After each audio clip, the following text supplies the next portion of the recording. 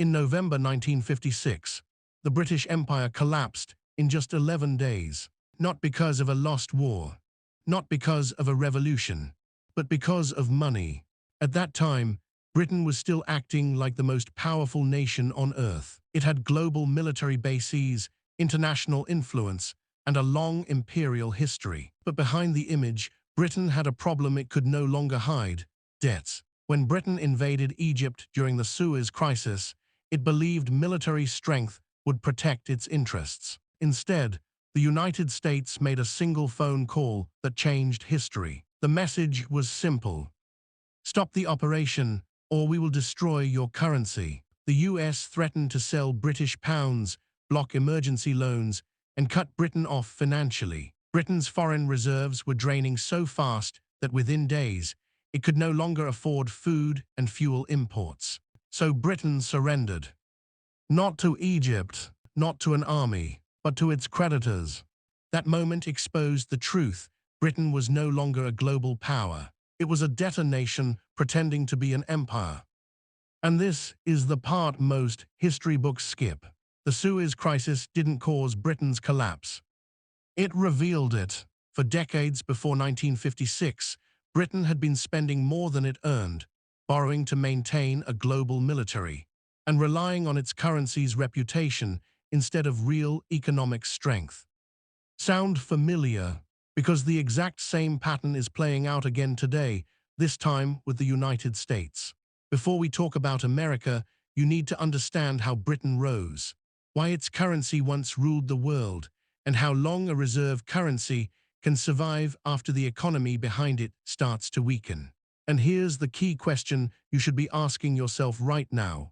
If the world's most powerful empire collapsed because of debt once, what makes us think it can't happen again?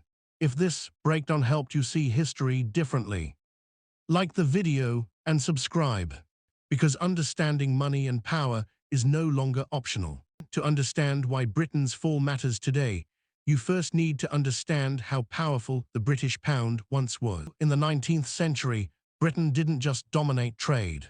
It controlled the global financial system.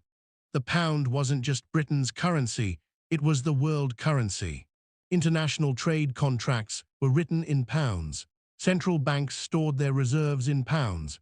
Global shipping, insurance, and commodities were priced in pounds. This gave Britain an enormous advantage. Britain could borrow at very low interest rates because everyone trusted the pound.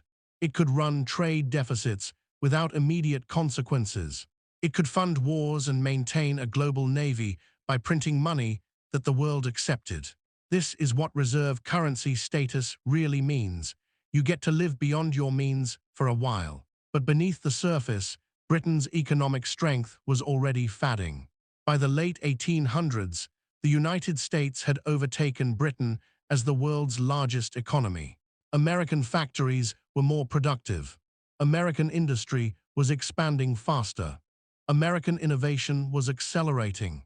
Yet the pound remained dominant. Why? Because of inertia. The world was used to the pound. Financial systems were built around it. Changing currencies would have been inconvenient and costly. So the pound stayed strong even as Britain's real economy weakened. This is a critical lesson. A reserve currency does not collapse when an economy starts declining. It collapses years later when reality finally catches up. Then came World War I. Britain borrowed enormous amounts to fund the war. When the war ended in 1918, Britain was no longer the world's top creditor. It was one of the world's biggest debtors, owing massive sums to the United States. At that moment, Britain faced a choice: accept a smaller role in the world, or pretend nothing had changed. Britain chose denial. Instead of cutting spending and adjusting expectations, it tried to restore the old glory of the pound, even though the economy behind it was permanently weaker. And that decision set the stage for everything that followed. Here's the question that should worry you. If a reserve currency can stay dominant long after the economy behind it weakens, how close do you think we are to the moment when confidence finally breaks? After World War I, Britain was financially exhausted. Its factories were outdated. Its debts were massive. Its economic dominance was gone. But instead of adjusting to this new reality, Britain made one decision that many historians now call economic suicide. In 1925, Britain returned to the gold standard at the pre-war exchange rate. This meant Britain insisted the pound was worth the same as it had been before the war, even though Britain itself was no longer as productive, as wealthy, or as powerful. It was a decision driven by pride, not math. To keep the pound artificially strong, Britain had to keep interest rates extremely high. The consequences were brutal. High interest rates crushed economic growth. Unemployment surged. British exports became too expensive for foreign buyers. Factories closed while competitors abroad thrived. Yet spending didn't stop. Britain continued funding a global military presence. It continued maintaining imperial commitments across the world. It continued borrowing to preserve the image of a superpower. This is the key mistake. Britain tried to defend its currency's reputation instead of fixing its economy. Then came the Great Depression.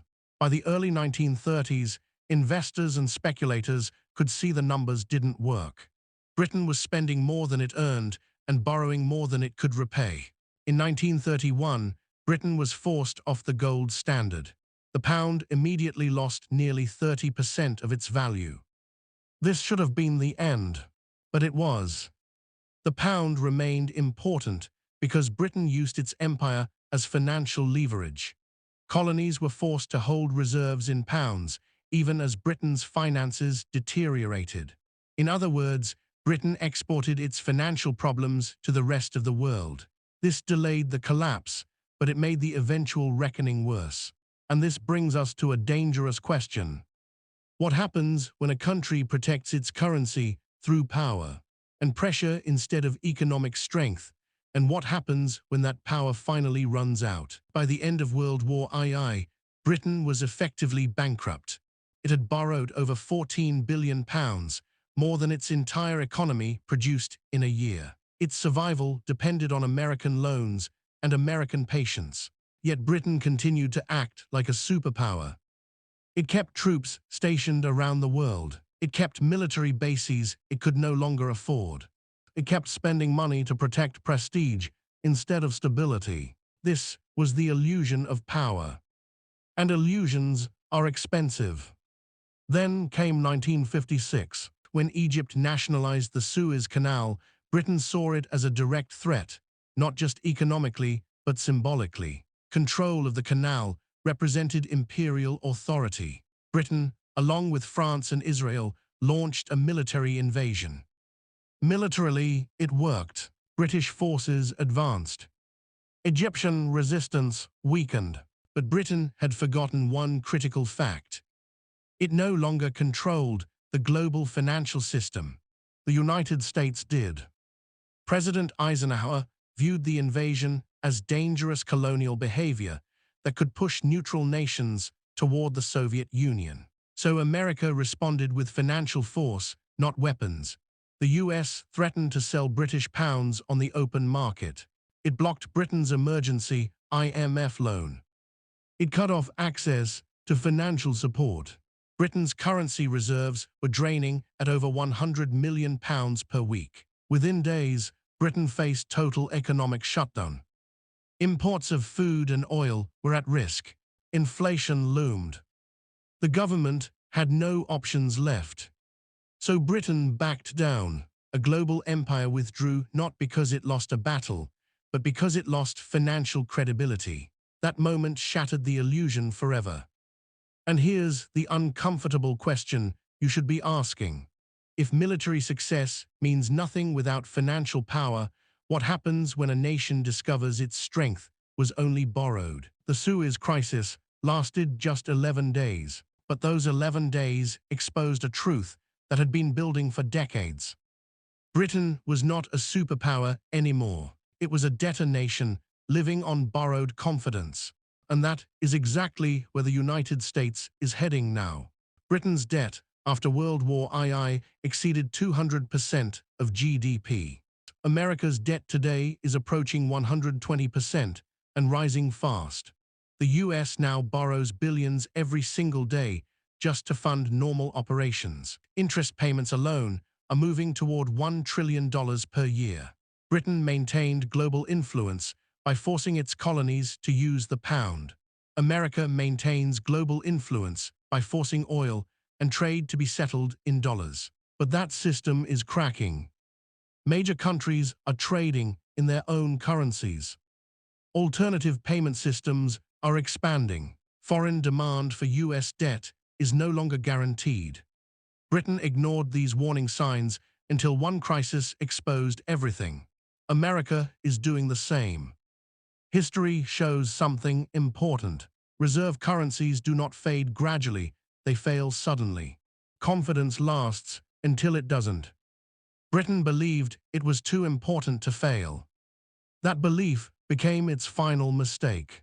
If the dollar ever loses global trust, the consequences will be immediate. Imports become expensive. Interest rates rise. Living standards fall. Debt becomes unmanageable. This is not theory. This is history. The lesson of 1956 is simple. Power built on debt is fragile. Reputation cannot replace reality. And empires don't collapse when enemies attack. They collapse when the math no longer works. The real question is not whether America will face its own Suez moment. The question is whether we will recognize it before it happens or only after it's too late.